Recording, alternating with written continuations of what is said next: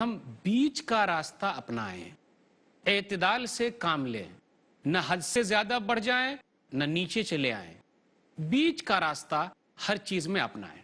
کسی سے آپ محبت کرتے ہیں تو اتنی محبت نہ کیجئے کہ کہیں ایسا نہ ہو جائے کہ وہ آپ کا دشمن بن جائے، اور کسی سے آپ نفرت کرتے ہیں تو اتنی نفرت نہ کیجئے کہ کبھی یہ امید تو ضرور ہے کہ وہ آپ کا دوست ہو جائے۔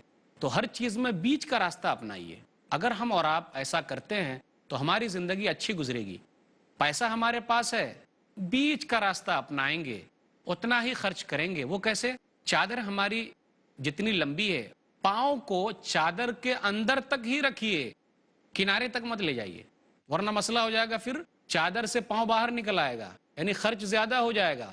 تو ہر چیز میں میانہ روی اختیار کیجئے، بیچ کا راستہ اپنائیے، آپ کو سکون ملے گا، پریشان ہونے کی ضرورت نہیں ہوگی۔ اور یہ امت تو بیچ والی امت ہے نا۔ اللہ نے کہا سورہ بقرہ سورہ نمبر 2 آیت نمبر 143، وَكَذَلِكَ جَعَلْنَاكُمْ أُمَّةً وَسَطًا لِتَكُونُوا شُهَدَاءَ عَلَى النَّاسِ، اور ہم نے تم لوگوں کو بیچ والی امت بنایا ہے تاکہ تم لوگوں پر گواہ رہو۔ تو ہر چیز میں آپ بیچ کا راستہ اپنائیں گے تو آپ کامیاب ہیں، آپ اچھی زندگی گزار سکتے ہیں، ورنہ آپ پریشان رہیں گے۔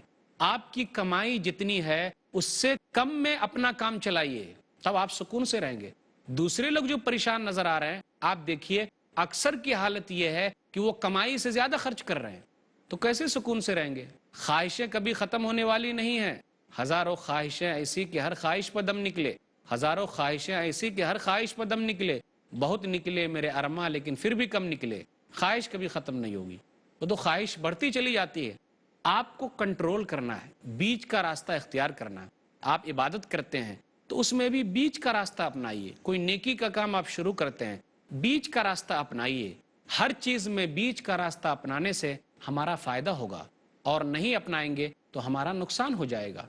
پھر ہمیں کوئی دینے والا نہیں، ہمیں کوئی پوچھنے والا نہیں۔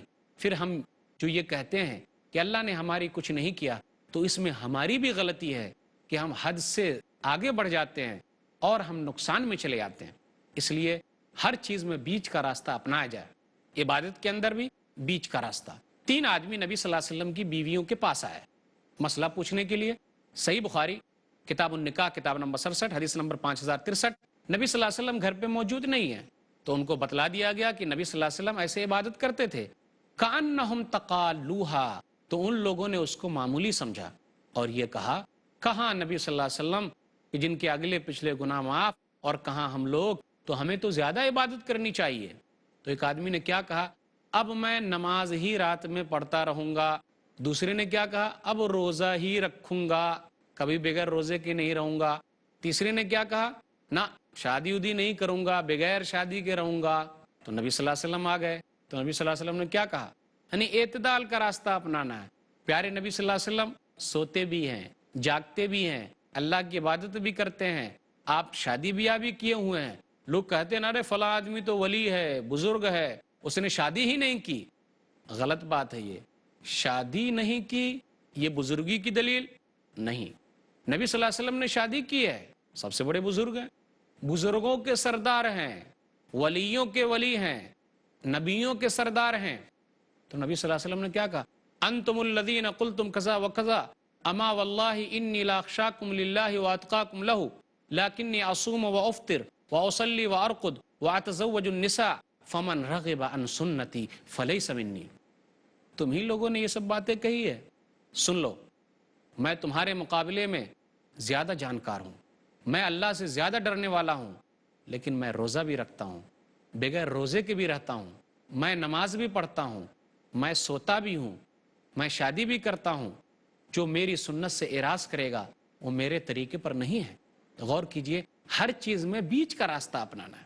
نبی صلی اللہ علیہ وسلم نے عبداللہ بن عمر سے کہا، صحیح بخاری کتاب التہجد کتاب نمبر 19 حدیث نمبر 1152، یا عبداللہ لا تکن مثل فلان، اے عبداللہ فلاں کی طرح نہ ہو جانا کہ جو پہلے رات میں اٹھ کر نماز پڑھتے تھے اب اس نے چھوڑ دیا ہے۔